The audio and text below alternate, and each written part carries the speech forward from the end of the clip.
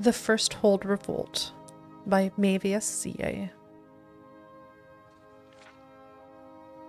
You told me that if her brother won, she would be sister to the King of Wayrest, and Riemann would want to keep her for the alliance. But her brother Helseth lost and has fled with his mother back to Morrowind, and still Riemann has not left her to marry me. Lady Gialine took a long, slow drag of the hookah and blew out dragon's breath so the scent of blossoms perfumed her gilded chamber.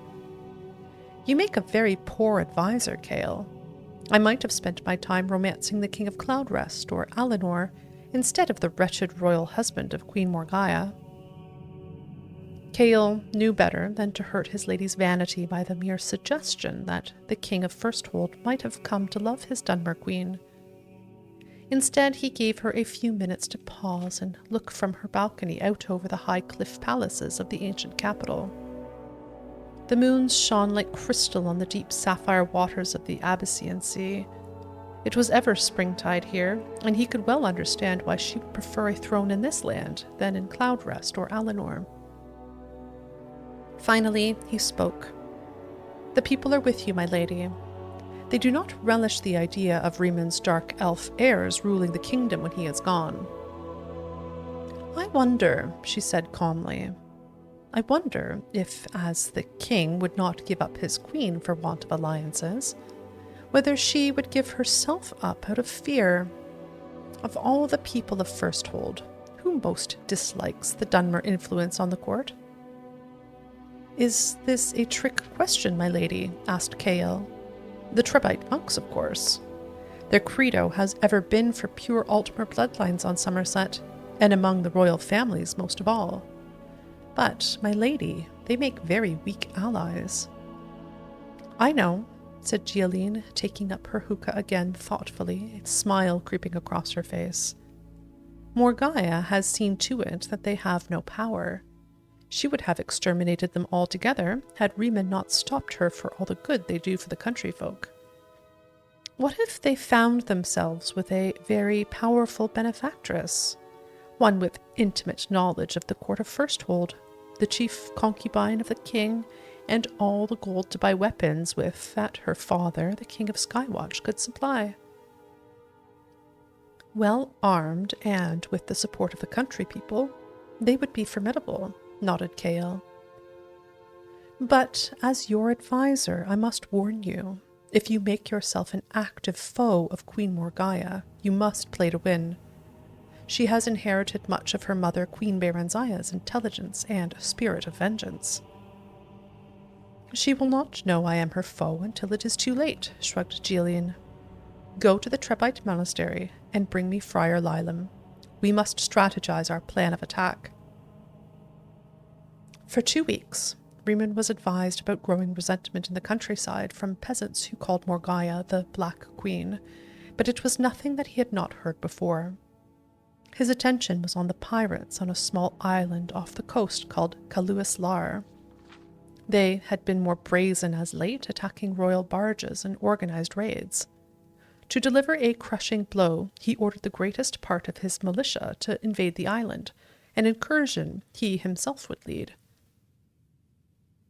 A few days after Riemann left the capital, the revolt of the Trebite monks exploded.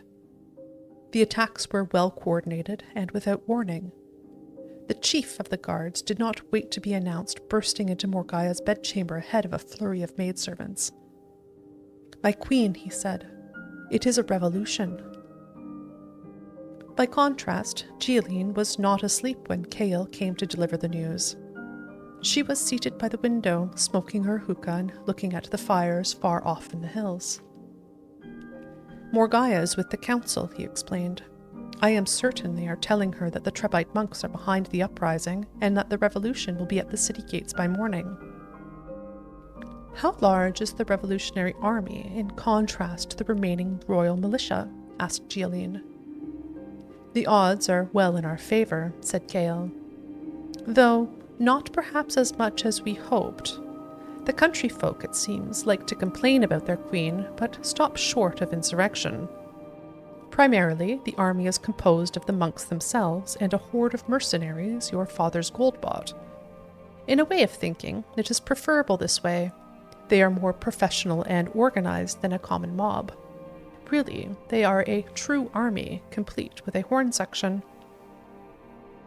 If that doesn't frighten the Black Queen into abdication, nothing will, smiled Gialine, rising from her chair. The poor dear must be beside herself with worry. I must fly to her side and enjoy it. Gialine was disappointed when she saw Morgaya come out of the council chambers. Considering that she had been woken from a deep sleep with cries of revolution and had spent the last several hours in consultation with her meager general force, she looked beautiful. There was a sparkle of proud defiance in her bright red eyes. "My queen," Gialine cried, forcing real tears. "I came as soon as I heard. Will we all be slaughtered?" "A distinct possibility," replied Morgaya simply. Gialine tried to read her, but the expressions of women, especially alien women, were a far greater challenge than those of Altmer men. "I hate myself for even thinking to propose this," said Gialine. "But since the cause of their fury is you, perhaps if you were to give up the throne they might disperse. Please understand, my queen, I am thinking only of the good of the kingdom and our own lives." "I understand the spirit of your suggestion," smiled Morgaya, "and I will take it under advisement.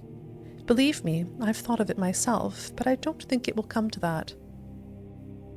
"Have you a plan for defending us?" asked Gialine, contorting her features to an expression she knew bespoke girlish hope. "The king left us several dozen of his royal battle mages," said Morgaya. "I think the mob believes we have nothing but palace guards and a few soldiers to protect us. When they get to the gates, are greeted with a wave of fireballs, I find it highly likely that they will lose heart and retreat." "But isn't there some protection they could be using against such an assault?" asked Gialine in her best worried voice.